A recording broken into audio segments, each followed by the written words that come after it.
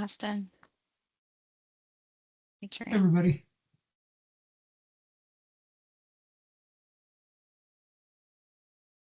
Hi, Adrian. Hey, happy Tuesday. Happy Tuesday.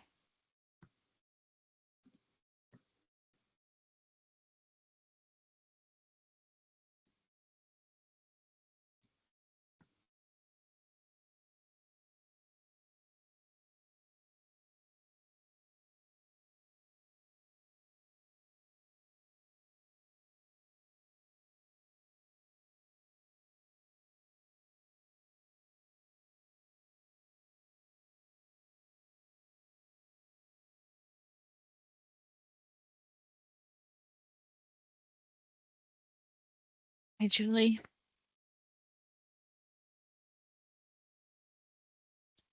Oh, I was muted. I was saying hi and waving. Hi. Happy New Year. Happy New Year. Oh, yeah, it's still. Kinda, I can say that, I think, till the end of the month. Right.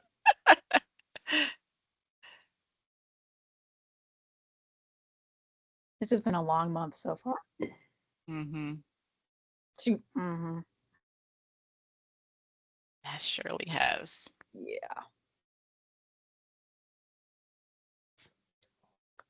Welcome, Michelle.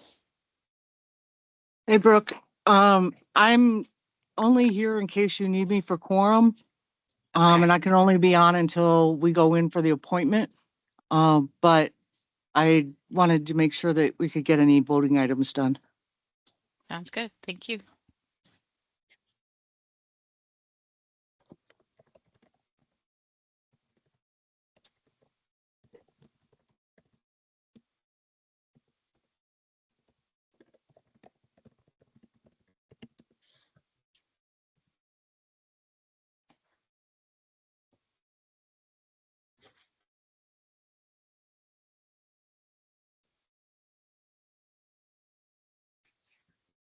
All right, we'll give it a few more minutes before we take roll call.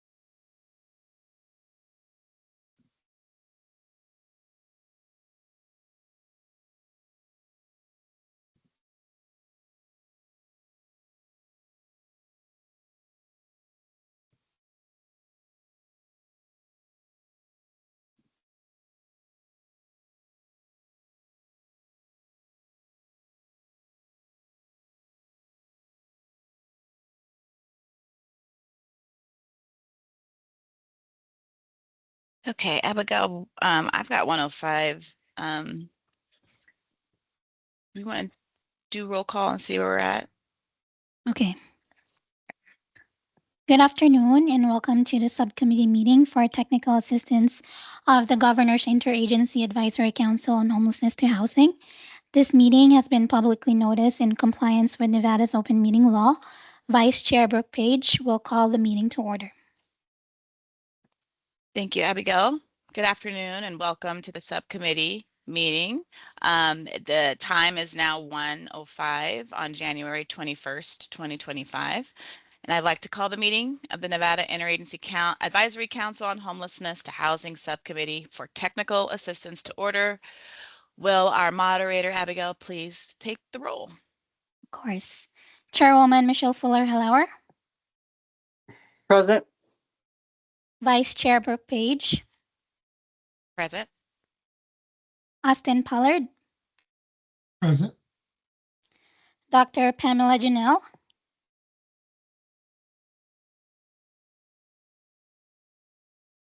Chris Murphy, Lorena Limas,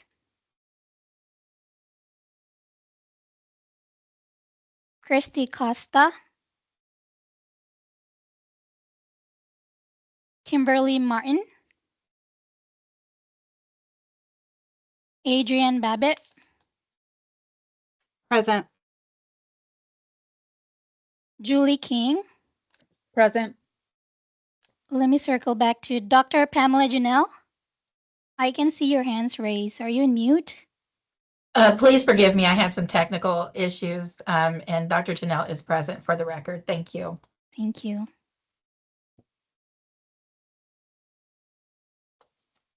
Okay, Vice Chair, we have quorum. All right, thank you.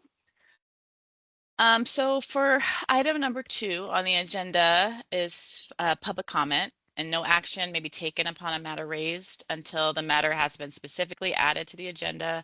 Comments are limited to 3 minutes. If you are making a public comment via phone, please call in at 1-775-321-6111 and use the ID number 489-058-294 and the pound sign. We are now in public, open for public comment. Please unmute yourself and state your name for the council if you'd like to make a public comment.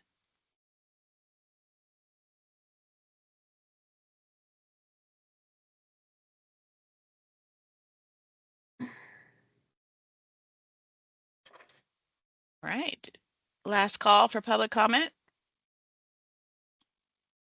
All right, anybody on the phone lines, Abigail, or I'm not sure how we would know that, but okay. All right, so we'll close public comment and moving on to agenda number 3. And this is discussion and possible approval of minutes from December 17th meeting in 2024. Does everybody have have access to the minutes for review? Are there any discussion or questions regarding the minutes?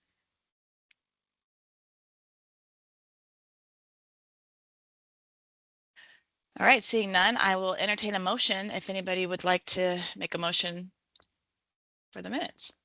This is Julie King. For the record, I move to approve the minutes from the December 17th, 2024 meeting. Thank you, Julie. Do you have a second? Adrian Babbitt, I second. Awesome. Thank you. Adrian, all in favor? Unmute by saying aye. Aye. Aye. And any, Aye. great, thank you. Any opposition by saying nay? Any abstentions? Okay, motion passes. Moving right along, we'll go to item number 4, discussion and review of the subcommittee member commitments, attendance, vacancies, and possible rotation of leadership roles. So this one, I'm going to pass it over to you, Abigail, to see if we've got a report on this topic. Do we have any information related to commitment, vacancies or attendance? As of right now, we have 10 Just members. forwarded you the meeting. I don't know if she didn't include you, but she included Ashley. So If perfect. everyone All right, could- I'm gonna okay, go ahead.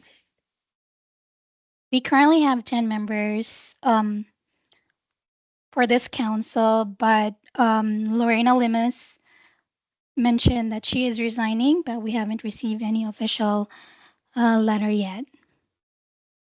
Okay. All right, so she submitted an email stating that she wanted, or the process for resigning, is that what? Yes. Okay.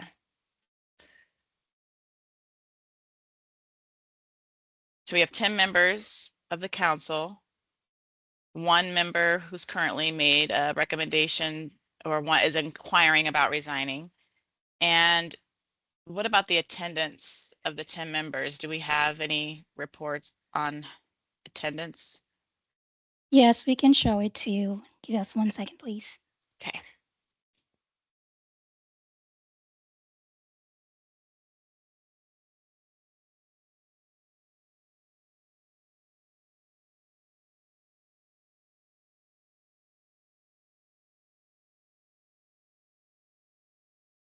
Okay, so we've got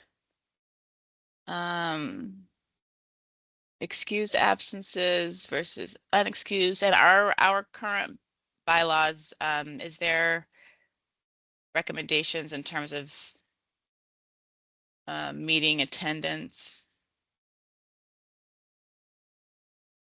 As far as I know, at least the member should at least be present for 75% Okay. of all the meetings. The DAG is on the phone. He can correct me if I'm wrong.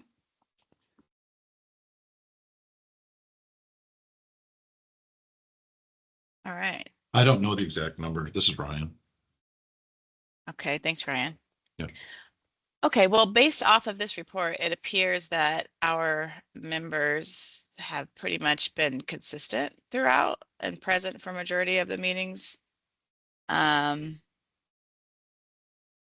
We have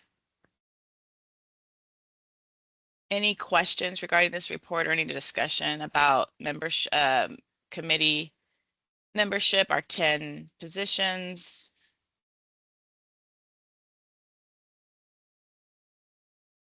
This is Adrian. Are we able to make recommendations around removing somebody from the meeting? Or from the council? So this is an I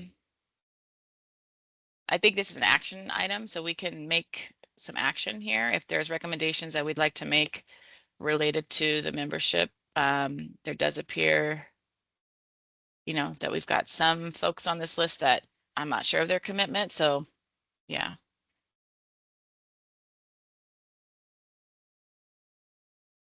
Dr. Janelle, for the record, I really love that we're able to see this report in real time. And I'll just, personal ownership.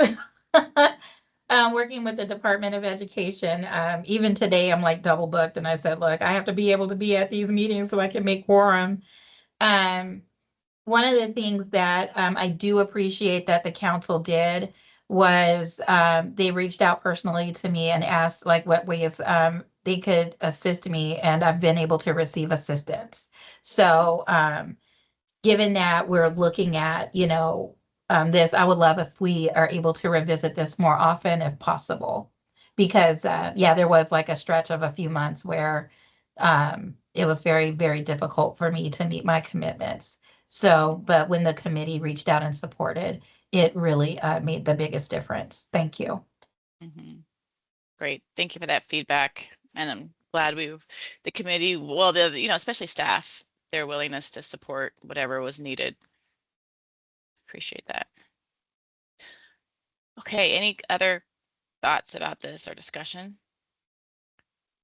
This is Adrian. Is Kimberly Martin here today?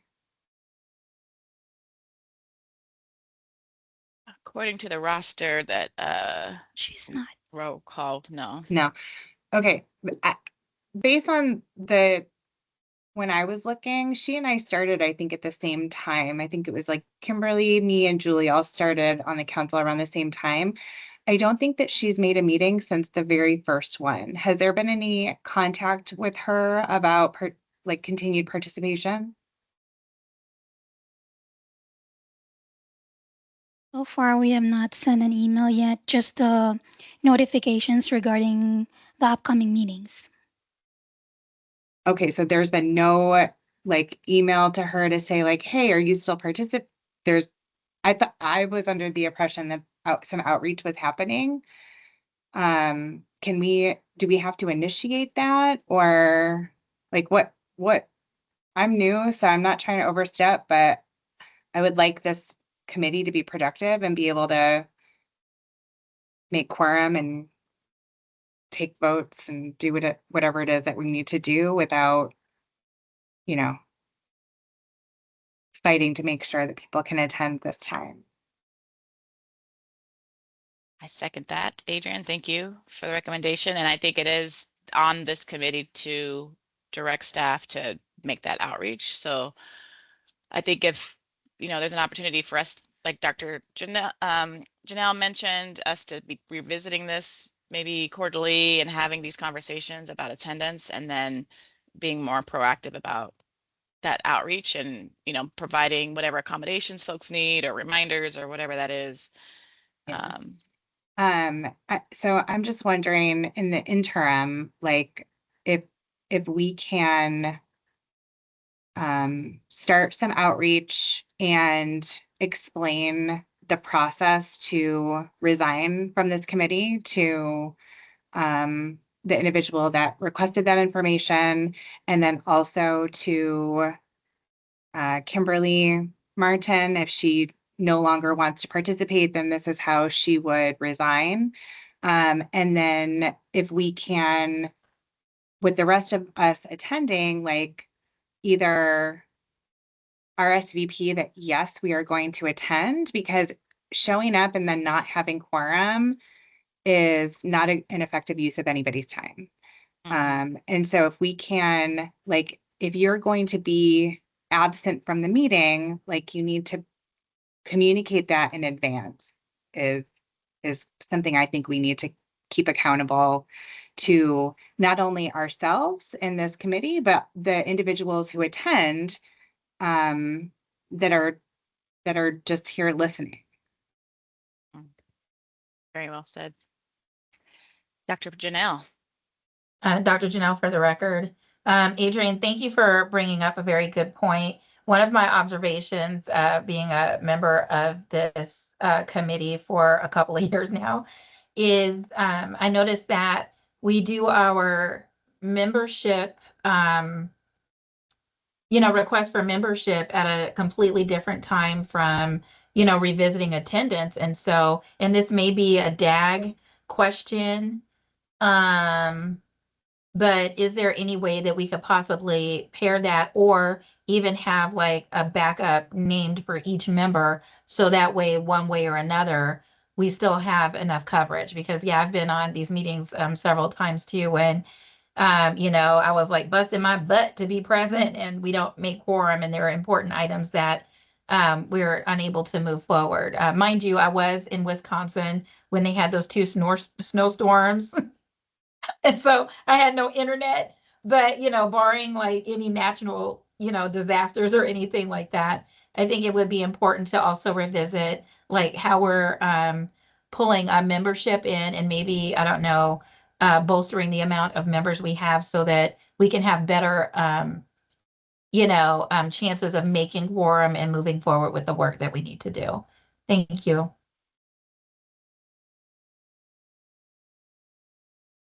All right, thank you for your comments. Any other discussion on this topic or thoughts about how we should proceed?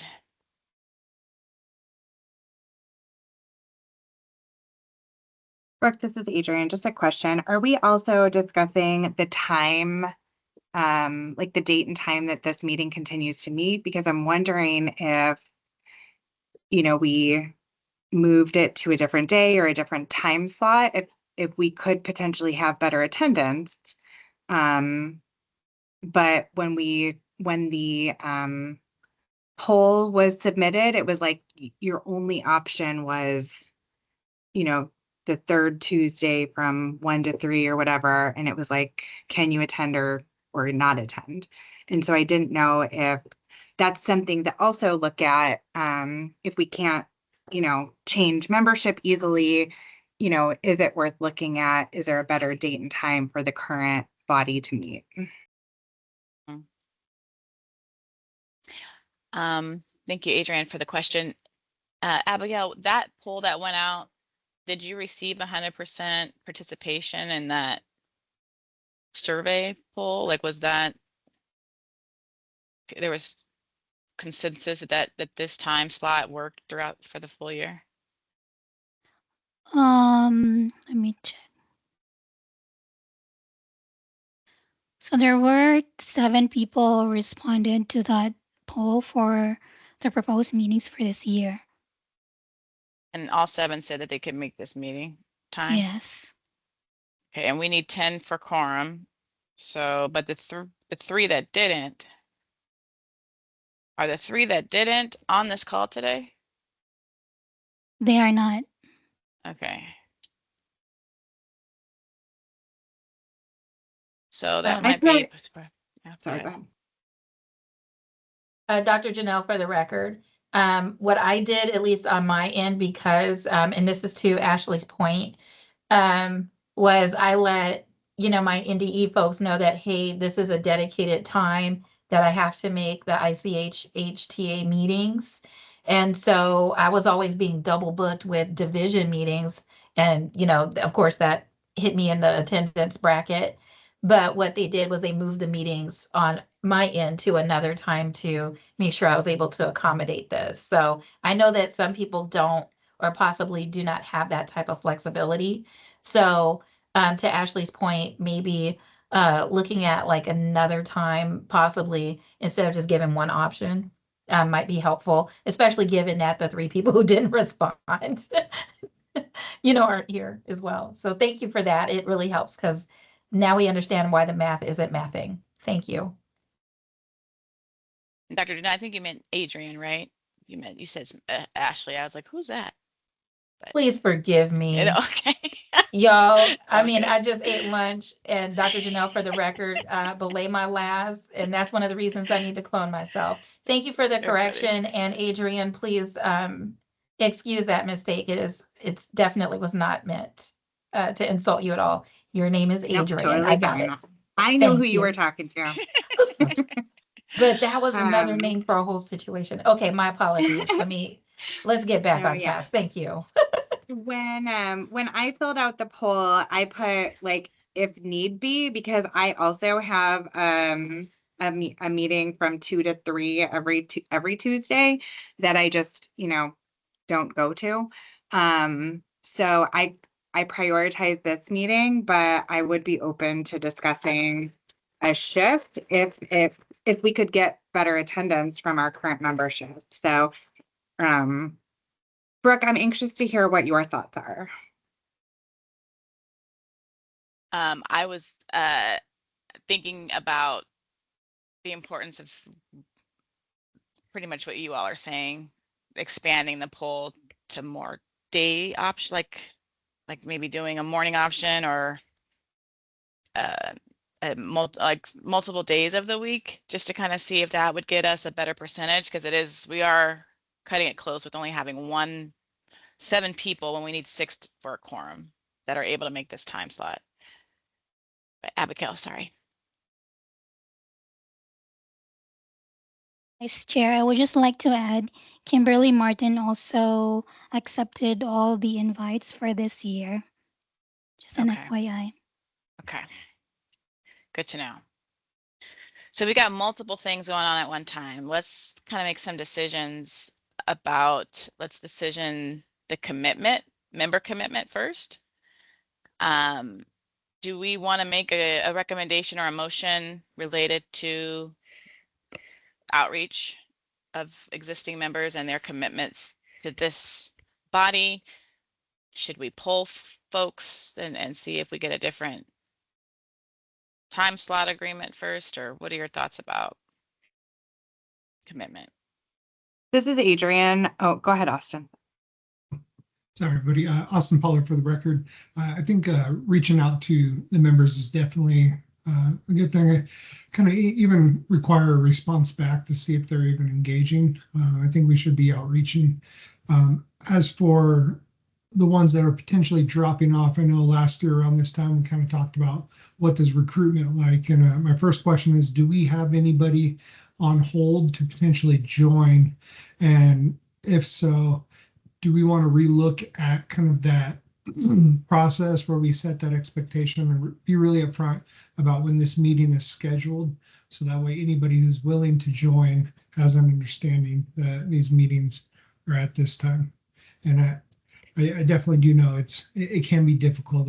We went through an RFP this last year and had a newborn, so my schedule's been crazy. So I do apologize for my missed days, but maybe it might be helpful when we do get new people to kind of set the expectation ahead of time. Love This is that. Ryan, everybody. I pulled up the bylaws since you lodged that question a few minutes ago. Section 5 of the bylaws does say that members have to participate in 75% of the meetings. And then after that, it lays out the procedure for what to do when somebody isn't making 75% of the meetings. And it does include, let's see. The chair will send a notification letter to the member that the council intends to take action at the next scheduled meeting. At that meeting, the member will have an opportunity to refute the action, or the council will proceed with the removal process. All right, so that's very straightforward. Yeah. Thank you so much, Ryan. Michelle, you got your hand up?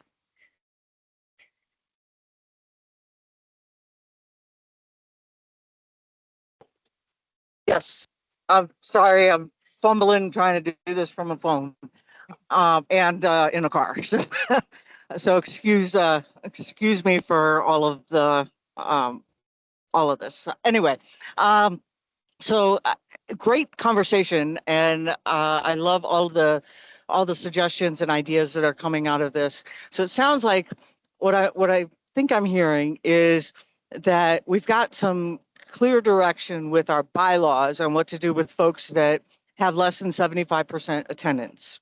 It also sounds like we need some recommitment from folks that are currently on the council that have had 75% attendance over the last year, 75% or more attendance. So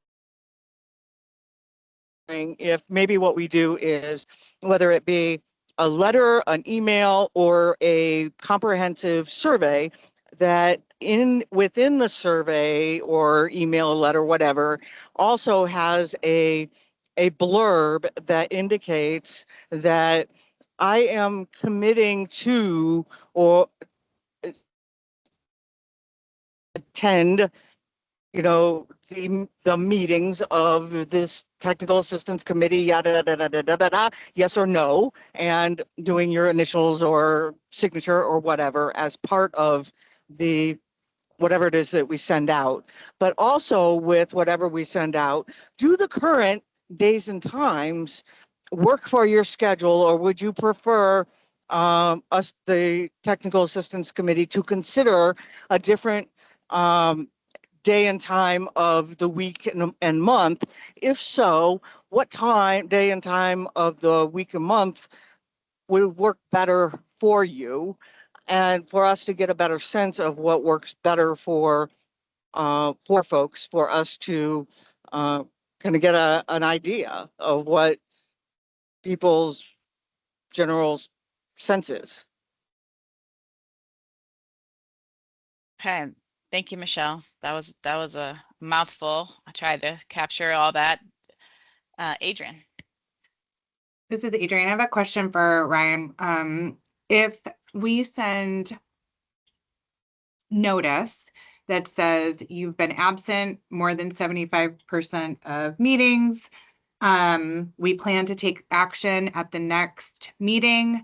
What if the next meeting we cannot achieve quorum because we don't have enough membership or participation? Is there any way to get around that? No quorum, no action. Okay. Unfortunately. No, I'm just, if we can't get people to show up to actually have a vote or a meeting, then we can't adjust the membership. So Right. because we have quorum today, I'm hoping that we can make some progress on this. We know that we have one person that's planning to voluntarily resign. Are we able to move forward with new recruitment to to fill at least one spot and then potentially more if additional members are either voted to no longer be part of committee or voluntarily resign? Brooke, for the record, I was under the impression that we had a standing open recruitment process that folks could submit interest letters and we could sort of review that on a rolling basis to address this exact issue. Is that what you have, Abigail? Yes, since we had the open call last year, there's a total of, let me see, 25 applications, and we have one new application for this month, so a total of 26. Okay. That's great. So if we wanted to consider those applicants in the process of evaluating the commitment of our existing membership, can we do that simultaneously? If we have an agenda item to discuss new applicants, like a standing agenda item to discuss new possible committee members? Dr. Janelle? Pam Janelle, for the record, thank you all, because this is what, when we were discussing this earlier, that's why I wanted us to revisit like those new members, so that we could figure out like, how does that work? Because I think we only bring in new members like once per year. So if this committee is going to make the commitment to, because we have, what, 26 people who really want to participate, I think this would be a great way to move forward. I'm just curious to know, like, do we have something like that in our bylaws, or do we need to change anything, or is this just a matter of a vote? Thank you. This is Ryan. I don't know if that's a question for me or not, but there's nothing in the bylaws that addresses the recruiting process. You can do that however you feel like doing it. I mean, it's up to the chair, basically. Okay. I got Michelle first and then Adrian. Michelle. Michelle Fuller-Hellauer, for the record.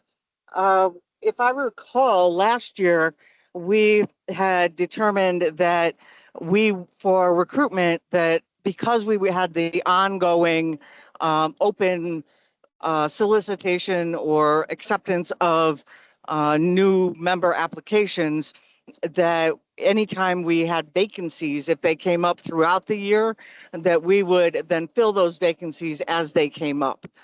So to your point, Dr. Janelle, it just so happens that we are at the beginning of the year and we have these voluntary vacancies happening. But if they would have happened like in June, we could have done the recruitment or the filling of those vacancies at that time. Okay. Dr. Janelle, for the record, thank you so much for that clarification and having such a great memory. I appreciate that. My apologies, Adrian. All right, Adrian.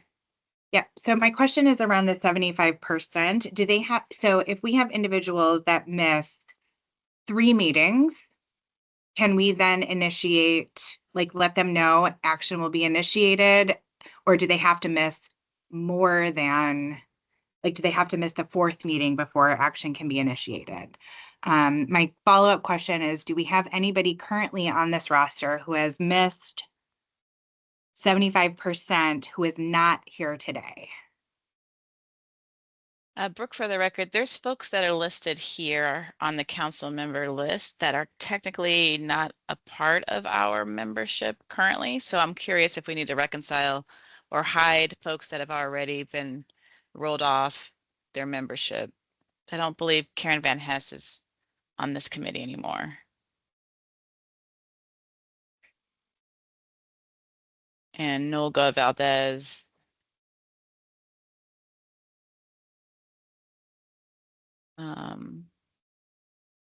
And it looks like those two specifically may not apply to this conversation. So how many active members do we currently have then? We have 10.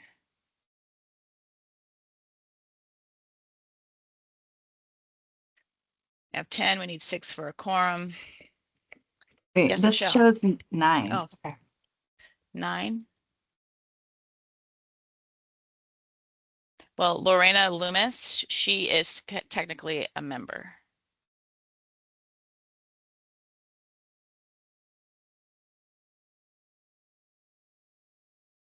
She's just pending request for resignation. So she's counting towards our 10. Michelle? Michelle Fuller Hellauer for the record. Yeah, we have quite a few two vacancies, I think, already that came up at the end of the year because folks left their job or asked to resign because of circumstances. So we already knew those folks were rolling off. So I think that's what you're getting at. Is that not correct, Brooke? Okay, so then is the official number then 13? Because I thought we had an odd number. Yeah, I think the official number is 13. But we had, because Karen resigned, I think Nolga was resigning, and I'm not sure about Lorena. Yeah, Lorena sent an email. So this would be Yeah. 12. So our official number, Abigail, could you clarify what our official number is? Including Lorena, it would be 10. Oh, so we do have a membership of 10. Okay. Without filling the vacancies of Karen and Olga, or are they, do we still need to fill those vacancies? Yes. Okay. Okay. So then I think we need to make a motion then to possibly evaluate our existing pool of 26 candidates to fill their current vacancies that are on that we have for Karen Van Hess's seat, Nolga Valdez. At least to fill those 2, we need to evaluate our current pool.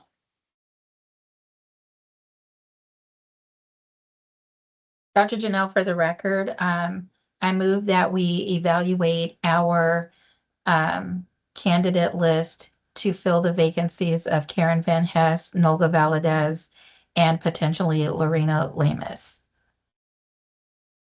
Okay, thank you, Pam. Is there a second or any discussion on that? Julie King, for the record, I second that motion. Okay, great. All in favor, say aye. Aye. Aye. Aye. Any opposed? Okay, so that motion passes. We're going to evaluate our current membership. So you'll send us, Abigail, the applicants that have applied, and we'll score and rank those. So committee members, please be on the lookout for those applications. The other thing about this this agenda item that we need to make sure we're in an agreement with is sending out the notifications to the members who have not met the 75% criteria. It sounds like we've got bylaws that kind of put folks on notice that we need to action item and put them on the agenda for removal for the next meeting. Does anybody want to make a motion to move forward with that process? Or do we need to?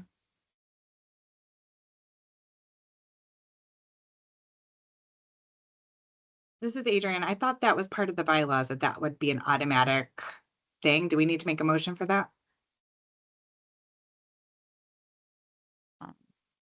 Well, how about we give the staff direction to draft a letter on behalf of the chair?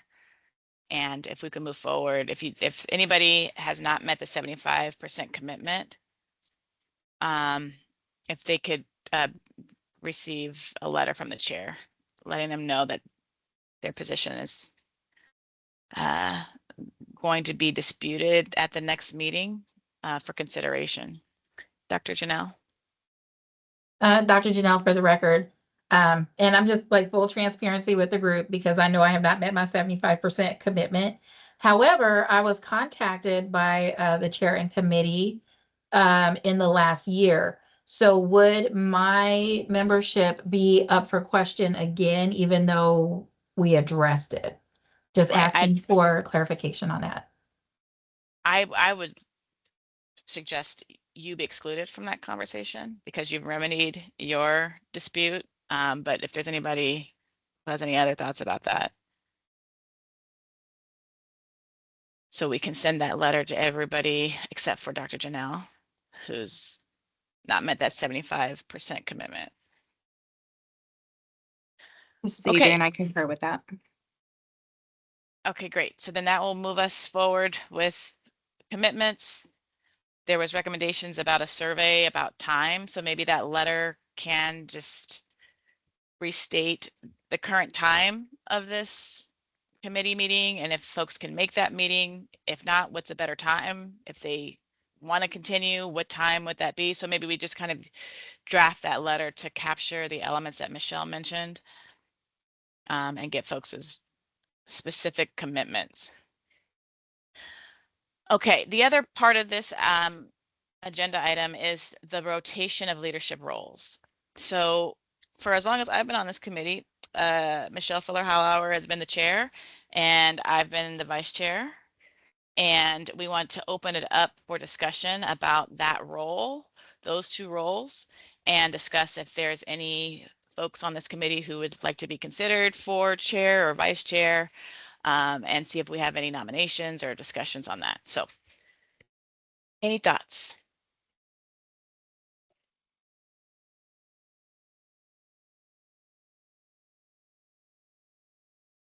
Yes, Adrian. Hi, this is Adrienne. I personally have no desire to be in a leadership role on this committee and think that you two are doing a fantastic job. You're just too kind, Adrian. And next person, any other thoughts besides Adrian? Dr. Janelle, for the record, I'm going to definitely ride Adrian's coattails on this. Y'all have been doing a fabulous job.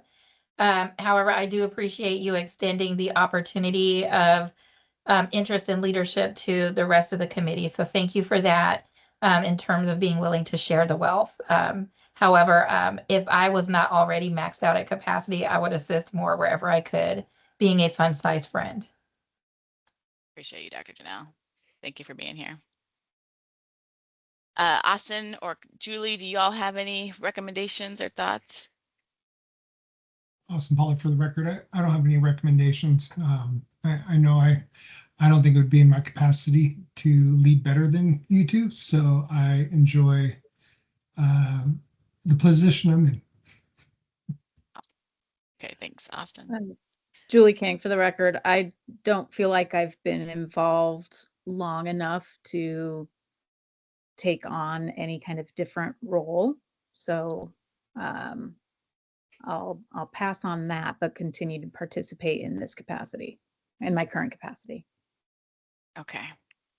Dr. Janelle, for the record, I will like to add, it's not a matter of hesitancy on my part, but knowing that the roles that you and Madam Chairwoman also play and your institutional knowledge is something that I value. And that is something that I don't have, which I do learn and glean from the both of you. So, I just wanted to make sure I put that out in the street as well. Thank you. Okay. Thank you, Dr. Janelle. Very kind. Okay, Michelle, it sounds like we're going to continue this role moving forward for this year, and we'll reevaluate this time next year. Okay, moving on. Thank you for the vote of confidence, everybody. Okay, let's close this item number 4 and move on to agenda item number 5, which is also an action item. Discussion and possible action regarding the next steps with the strategic plan. And I know that there was some emails going back and forth about surveys and all of those things. So I'm going to see, Michelle, do you want to speak on this, or Abigail?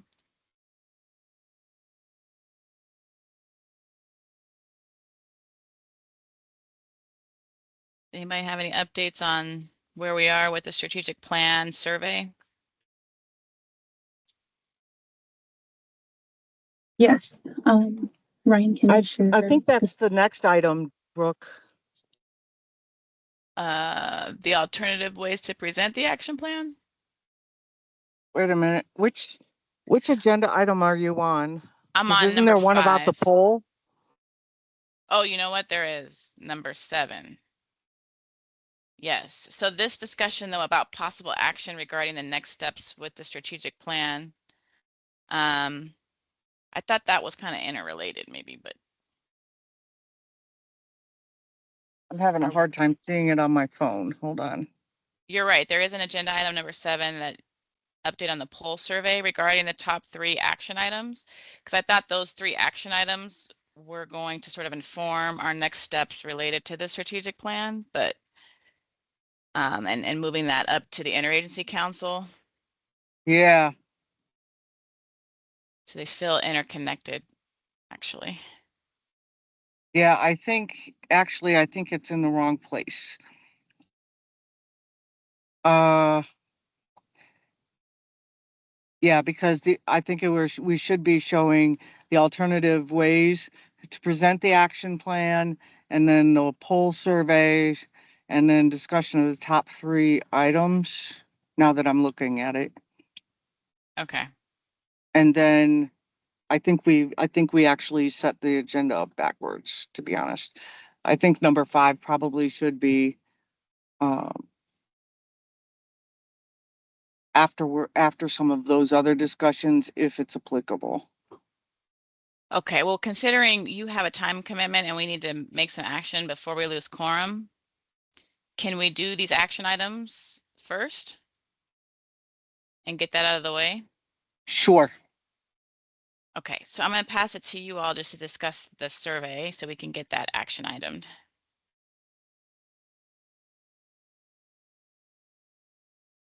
Okay, so which item are we talking about now?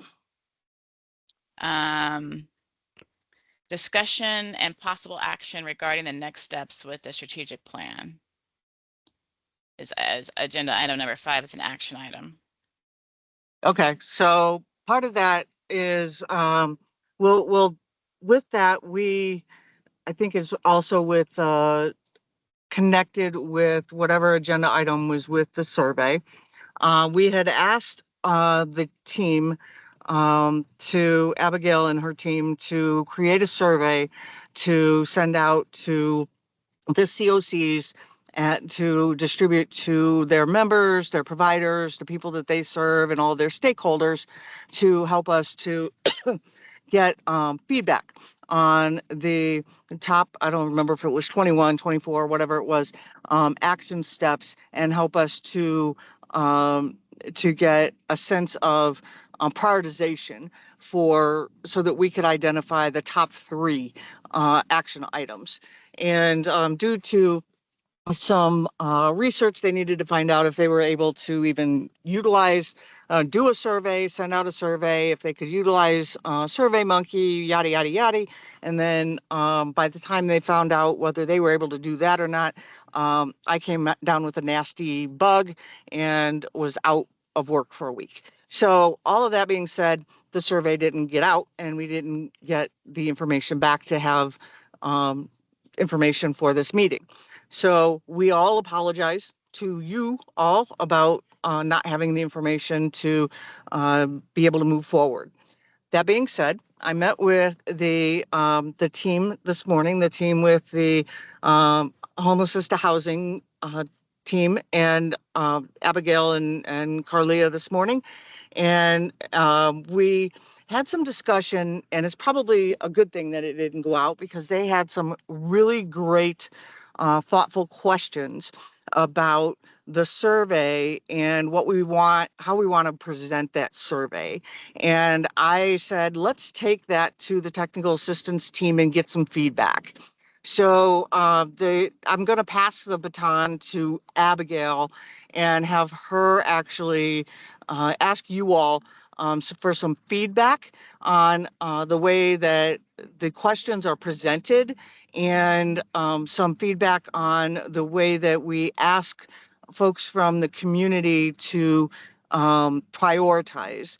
And Brooke, since you're facilitating, we may want to not only get information from our core committee, but if we got folks that are calling in from the broader community, we may want to also get some feedback from them as well, because we want the survey to be very clear and straightforward for the people that are taking the survey, so that the information we get back is really easy for us to digest and for us to get the information we need. So with that, once we get the feedback, once Abigail gets that feedback, then the homeless to housing team will meet with myself and possibly Brooke on Thursday, and then we will complete the survey, make any adjustments, changes that you all give us feedback on, and then it will go out by the end of this week. So I'll pass it back to Abigail and Brooke to facilitate the rest of the conversation. Okay. Thank you so Hi. much, Michelle. Oh, sorry, Brooke. No, go ahead. Actually, I will be speaking. Abigail and I worked on this survey for the action plan. And so we came up with a couple different ideas just to make sure that the survey meets your standards. When we met with Michelle today, I know that the individuals that will be taking this survey, they're more than likely taking this in their free time. So we want to make sure it's as seamless and easy for them to take the survey as possible. So with this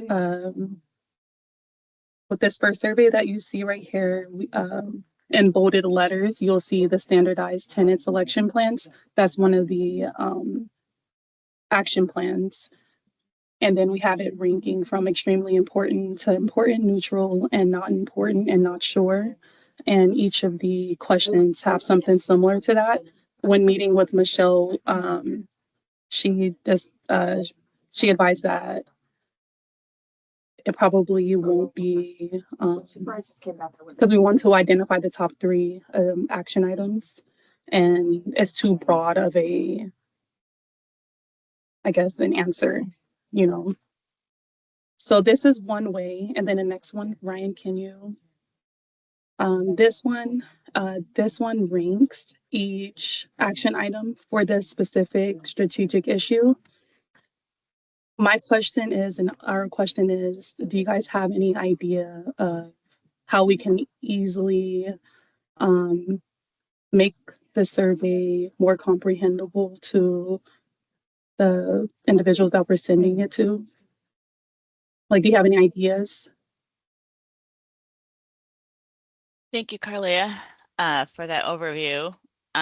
Brooke, for the record, on the last slide that you were just on, I think from a person who may not understand what a tenant selection plan is or never heard of that terminology, I think just having just like a brief definition with these questions, and maybe how a tenant selection is used, what is the purpose, and then going into how important would, that being standardized across, different apartment units or apartment communities, that kind of like literally putting a person in the shoes of what the question's asking for, I think would be helpful. Part of me goes to the 90s, and I'm like, no, I want to start like doing the.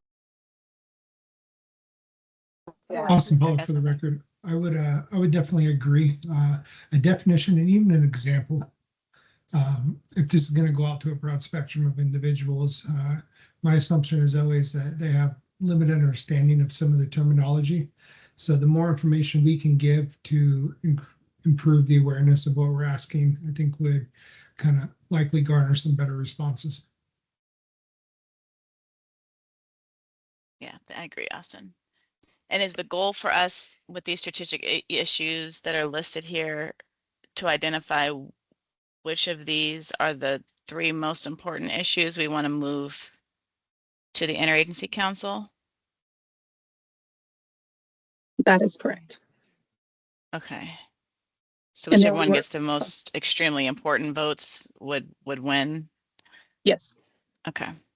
But then from there, you will have to identify the top 3. So I don't know if like another survey will go out depending on how it's answered.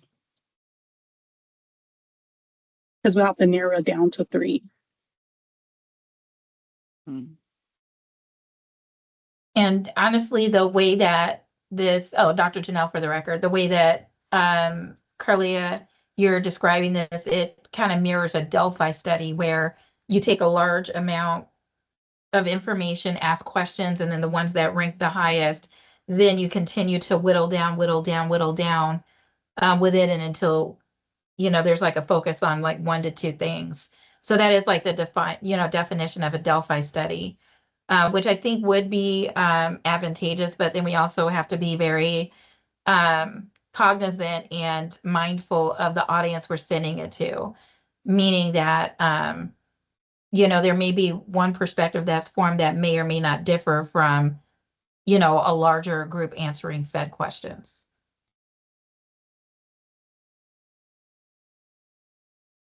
Yeah, have we talked about who our audience is for this survey? Is it the COCs and the general public as a whole, or is it a certain group of people? So yes, the survey would be sent out to the COCs, the service providers, and the individuals with a lived experience of homelessness.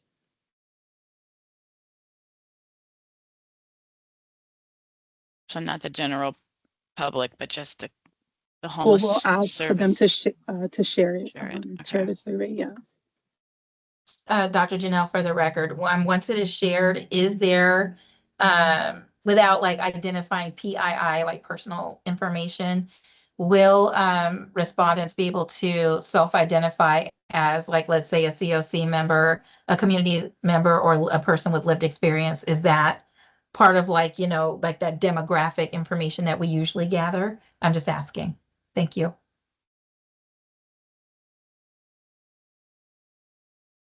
I don't believe we were going to include the demographic information.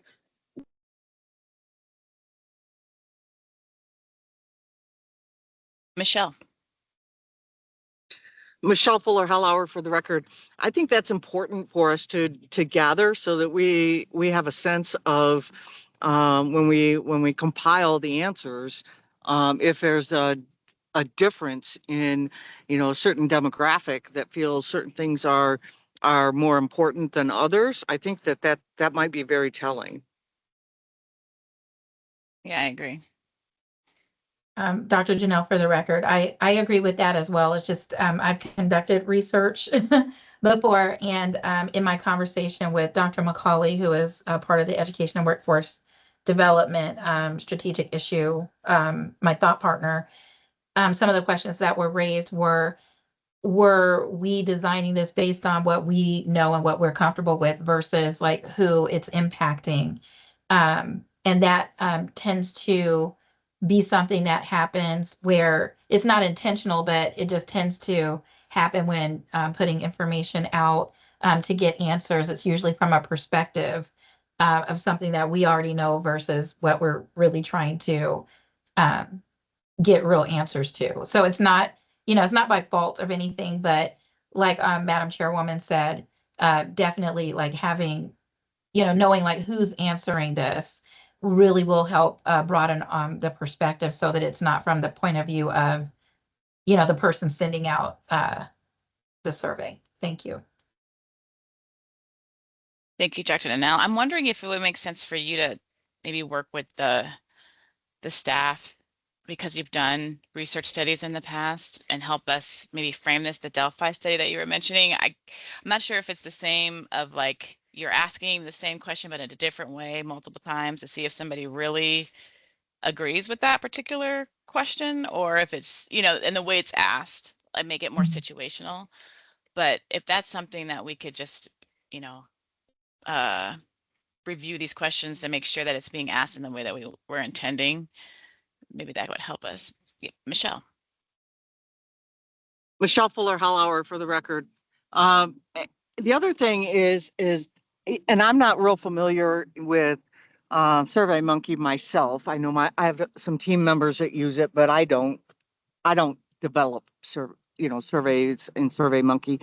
But it feels to me like there should be a way that we can have people actually rank, and not like it is on what's on the screen right now, but literally have that listing right? And say, tell us what's most important to you, and rank the top 5, right? From 1 to 5 of most important to number 5 of this list of things for you.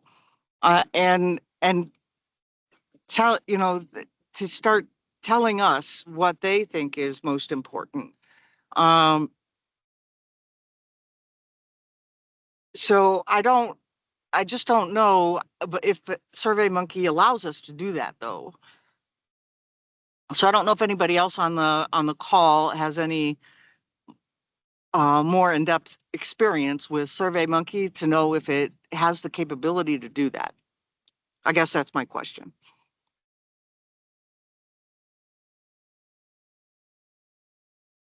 This is Brooke for the record. I do believe SurveyMonkey can rank answers. My only concern is it feels like, is the question about what's important to a person or what's important to ending homelessness or addressing, whatever the strategic issue is, because I'm wondering if that would change the context of this question. Michelle Fuller-Hallauer for the record. That's a great point and a great question. And I think we need to be careful about how we phrase that, because it really is, we're going to take these to the state to the ICHH, who is probably going to take it to the state legislature. So I think it probably is, what are the top 3 issues or action steps that you feel will have the most impact on addressing the homeless system? Is that the question that we want to know? Yeah, or the homeless issues in your community or something to that, because it may look different in rural frontier Nevada than it does in urban. Right. Or I think it's important to ask both questions, honestly, because one focuses on the strategic issues and the level of importance each of them are, and then one is like speaking directly to, ending homelessness. So we can, just to not belabor the time, yeah, I'm okay with taking this off channel, and we can have some really good discussion about it, because Michelle brings up a really good point, as do you, Brooke. okay, so can I make a recommendation, Carlea, that you send out these questions to the committee and we can provide our recommendations of thoughts of how to word these questions to you by Thursday, if possible, committee members, and then as you all are meeting, finalize it so we can get it out for review, unless the committee wants to see it before it goes out. Yes, of course, we'll get those questions emailed out to you all. Are there any other thoughts on that? And I also wanted to mention, we could only create the survey through Microsoft Forms. We no longer use SurveyMonkey. Okay. Great, thank you. Okay, any other discussion items on action item 5, which is an action item, but I think we got to make a motion. Anybody want to make a motion for that, to move that process along to staff?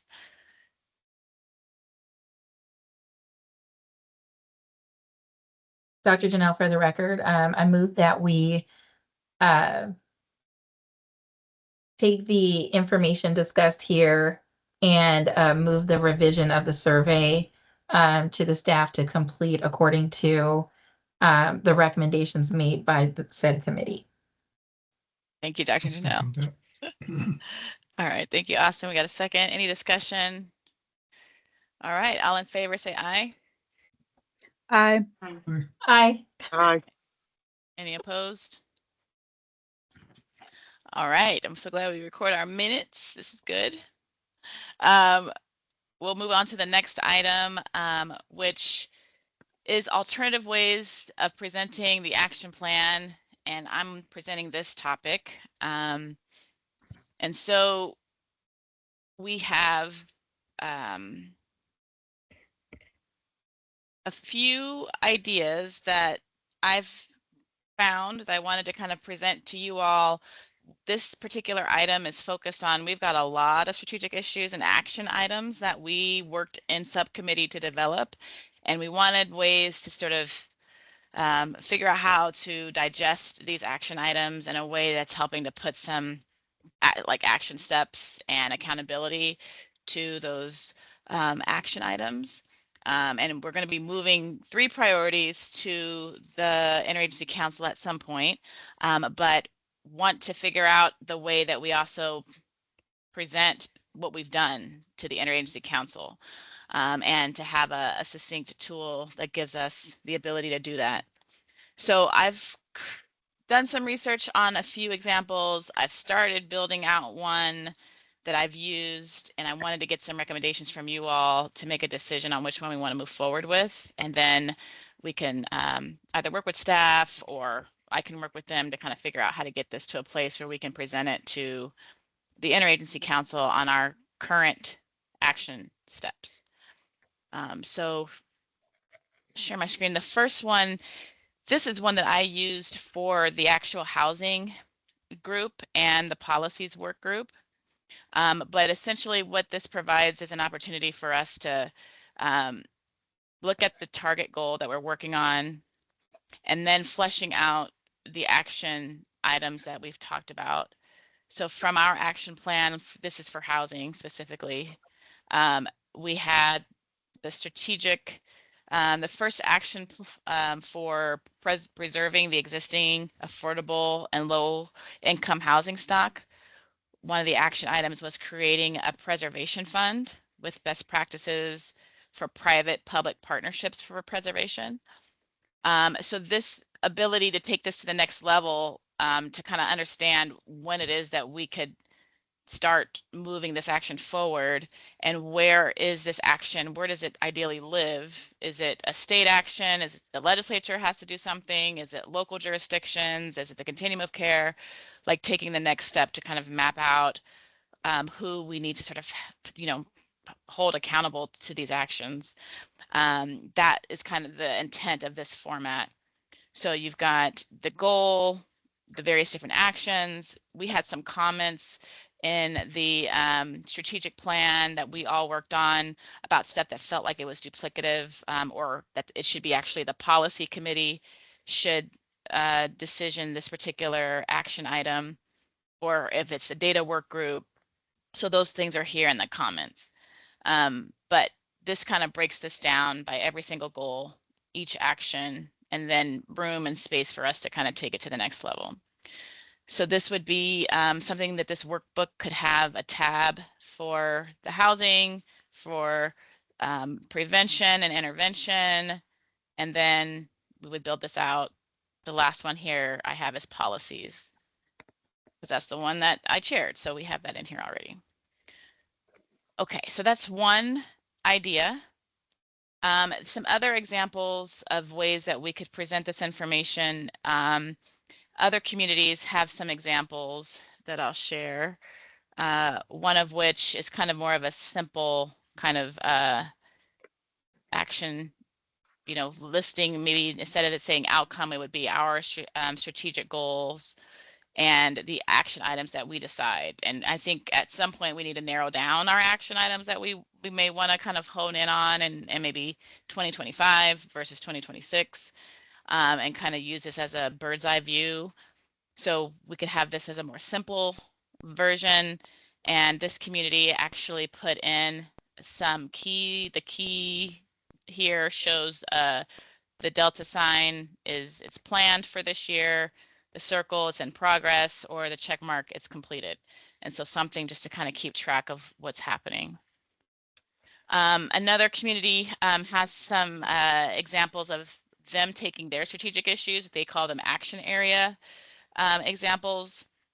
Along with the action areas, they have objectives that they're trying to achieve for each one of their action areas. And so really fleshing out, like, what is the objective that we're trying to achieve with our goals, and maybe taking that a little step further.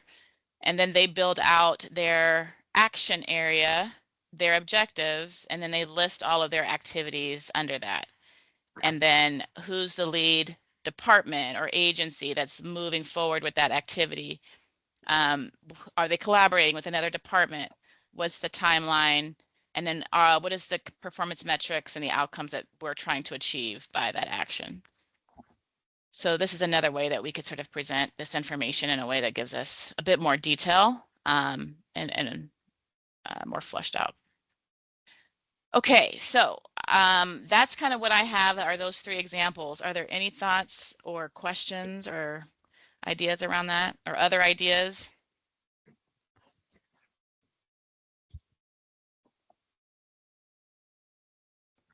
I'm on this meeting by myself. Where everybody go? Sorry, Adrian, I'm sorry. It's hard for me to just take that like presentation and just immediately process. And if you can you share that so I could just look at it and like process it a little more? Absolutely. Yeah, I'll send those examples out. Dr. Janelle, for the record, I don't know about you, but Brooke, everything you touch is just so pretty. I nerd out on all of it. And because of the colors and the visuals, being able to transform this information from like, let's say an Excel spreadsheet to something that's user and reader friendly and also actionable upon. Thank you for presenting like all of these different ways that we can really like show how we're moving through this work. And, you know, also to what Adrian was saying, yeah, I do need a little bit of time to process it, but I think we're moving in such a great direction with regards to what we want this work to look like, especially, you know, knowing that we're going to be presenting this to, you know, committee leading into the legislative session. So, man, I mean, it's fabulous. So that's all I'm going to say, because I'm good with either or, but it depends on what the committee, what we really want to hone in on in terms of moving forward with said actions, because all of them speak to how we move in a certain way, and they're all good. So it's just a matter of making a decision between 3 good options. Mm-hmm. All right. Appreciate your feedback, Dr. Janelle. Thank you. Julie King for the record. I really liked that simplified, just a little chart with the key, you know, that it's due or that we're working on it, that it's done, like whatever the status is. That to me was just, that is a very simple, easy to understand kind of display of the information. Mm-hmm. So less is more. Yeah, Julie. I think so. Mm-hmm. Awesome. Michelle. Michelle Fuller-Hallauer for the record. I agree. I like the very simplified chart for public consumption especially. But I think that having a more detailed like Excel spreadsheet or something is important for us to know who's accountable for the work and timelines and for you know, the minutia.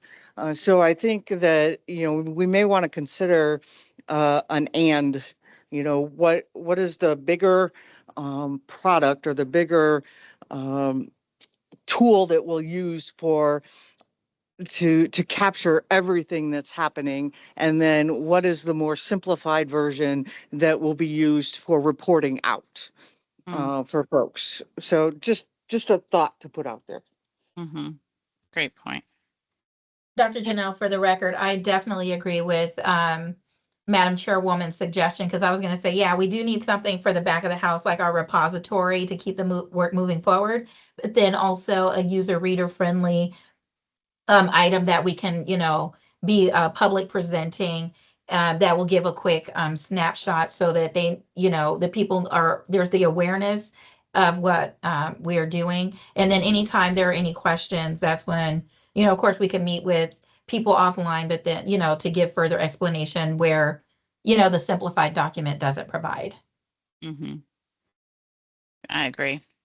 So it sounds like a combination of both. One, a rolled up version that kind of gives us a bird's eye view of what we're doing, the detailed work that we're doing in our working group, that we can speak to the specific action items. Adrian. Can you share the first and the third one again? Yeah. The first one had purple, I think. Yeah, so let me pull up. I'm just wondering, because I liked the way that that looked, but I'm wondering if we can add like the additional information that the third one had about like lead agency, or like if there's actually steps happening under the action type. Are you seeing a purple? Yes. Okay, so yeah, so this is the one with the details of the timeline and who is kind of moving that forward. And this would be just for us internal? Or this- I think the goal was wanted something to be able to share with the Interagency Council as well as to like the work that we're doing and any outstanding strategic planning that we may need additional capacity for, but just kind of wanted to not let perfection be the enemy of the good. Like we've done a lot of work and like, let's Yeah. move this work forward and get it decisioned. So this is a way to kind of present that. And can you switch to the third one now? Yeah. So this one is the simplified one that Julie mentioned. Feels like Yeah, I agree that that one, I like that one for like public facing updates or like keeping a track of what's being done, and then having a more detailed like task. okay, because the 'Cause other you can't one, expand that, right? You can't like click on it to expand. I could, you mean like click on this to get more information about Yeah. those actions? I don't think so. This is just like Yeah. something I found on the web. This is an Excel spreadsheet right here. So it's got some of those details that you all are mentioning here. It's just formatted different than this one, which just kind of goes across all of our strategic issues. So I think these two are kind of one and the same in a way.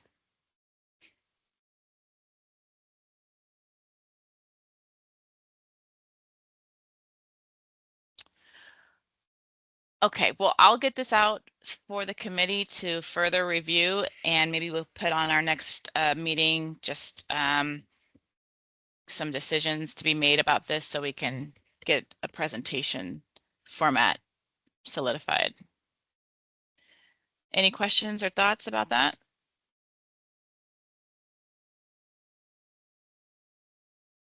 Okay, hearing none, we'll move on to close this item, action item number 5, and we will move on to action. We have number 6, which is for information only. That was number 6 actually. So we'll close number 6. We'll move on to number 7, which we've kind of covered as well. The update on the poll survey regarding the top 3 action items for the COC. So we have a decision about that. And we're moving forward with that work so we can close item number 7 and move on to action item number 8, discussion and possible action to identify our top 3 action items, which we can't do because we need a survey to do.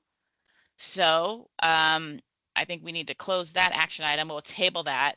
Maybe we'll table that for our next meeting, if y'all are good with that. And then we'll move on to action item number 9, which is discussion and possible action regarding a meeting schedule for 2025. So we've got already, it sounded like in our commitment survey that's going to go out to anybody that has missed 75% of meetings. They're going to get this question about this meeting date and time to see if it works for them because they aren't here now. But is there a need to survey this body about this meeting date and time as well? Who may be attending? Do we want to just do one blanket survey?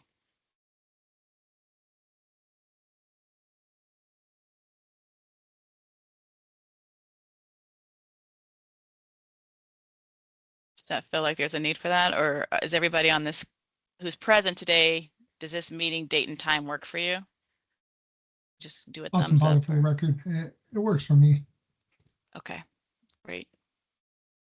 Anybody that it doesn't work for that you'd like to get some other alternative times? I know, Adrian, you mentioned that you've got a standing meeting that you're missing.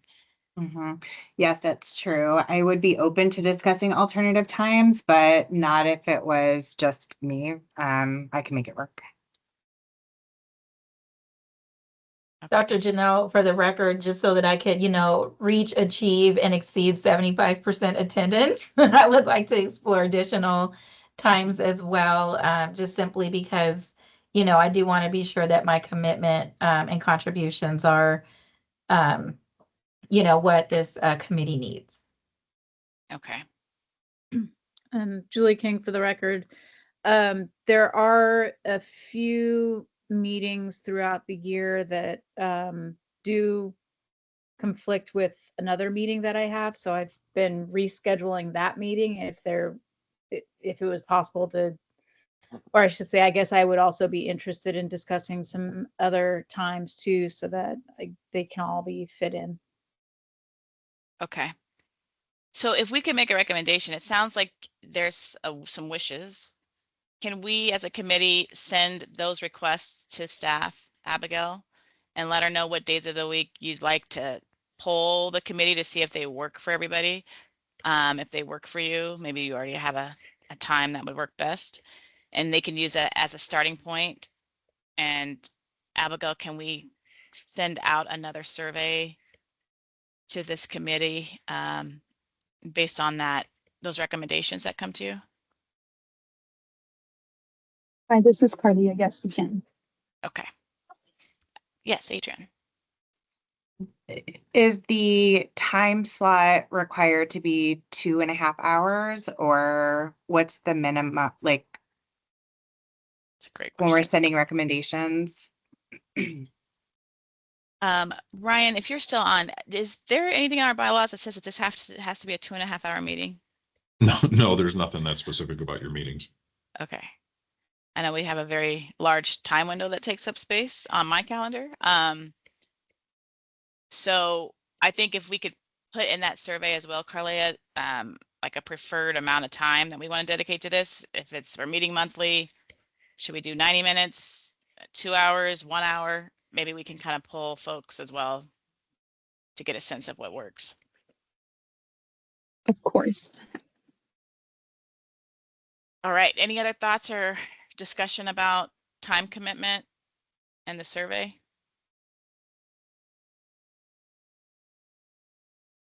All right. Well, let's close meeting agenda item number 9. We'll move on to agenda item number 10, which is for information only and discussion of agenda items for the next meeting. So we have a lot of agenda items that we've already said we needed a table, one of which is the discussion and possible action to identify the top 3 action items. Hopefully the survey will have gone out by then and we can have some results to make that decision. So if we can table that to the next meeting. Sounds like we need to have a standing agenda item that reviews the commitments of that we're reviewing the membership interests of this committee. Is that what we talked about? We wanted to be able to have a conversation as to who's applied and if we've got any vacancies open to fill. And we also need to vote on filling the vacancies for 2 of our members we have 2 seats that are open that we need to vote to fill those next week or next meeting. Yes, Adrian. Thank you. Question about the scoring and ranking. Is that information going to be emailed, like the guidance, or how does that process work? Yes. In the past, we've received that information from staff. They've sent us the actual applications that folks submitted and the scoring criteria. And we've gone in, reviewed those applications and scored and ranked based off of the criteria and the applications that were submitted.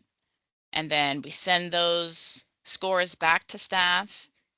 They culminate all the scores and then they present at the next meeting So there's a definite time commitment that we've got to be responsive to get those scores back so they can compile them in time for the meeting. And then they'll show like who scored what based off of our scores. Okay, thank you. All right. Are there any other agenda topics that we need to make sure we capture for next meeting? Maybe we can vote on the format in which we want to move forward. We'll share with everybody the formats for the action items, and maybe we can vote on which ones we want to move forward with.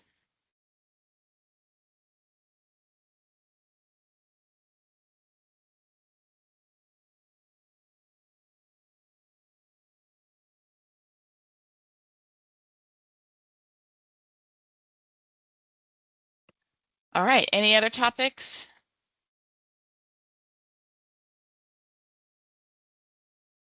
All right, hearing none. If you have any ideas or that come up between now and before we need to post the agenda, please email Michelle or me or Abigail, Carlea, so we can get those things on the agenda. And so we'll close agenda item number 10. And we'll move on to public comment, item number 11. And no action may be taken upon a matter raised until the matter has been specifically added to an agenda. Comments are limited to 3 minutes. If you're making a public comment via phone, please call 1775-321-6111 and use ID number 489-058-294 and the pound sign. We are now open for public comment. Please unmute yourself and state your name for the council.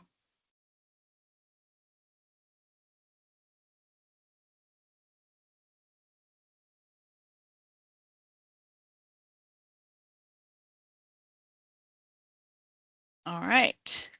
Anybody want to make public comment? Nothing on the phones. All right, let's close agenda item number 11 and we'll move to adjournment. So it is 2:27 p.m. on January 21st, 2025. I would call to adjourn this meeting of the Interagency Council on Homelessness to Housing Technical Assistance Work Group. Thank y'all for your service. Thanks, bye. Bye-bye. Thanks, everybody.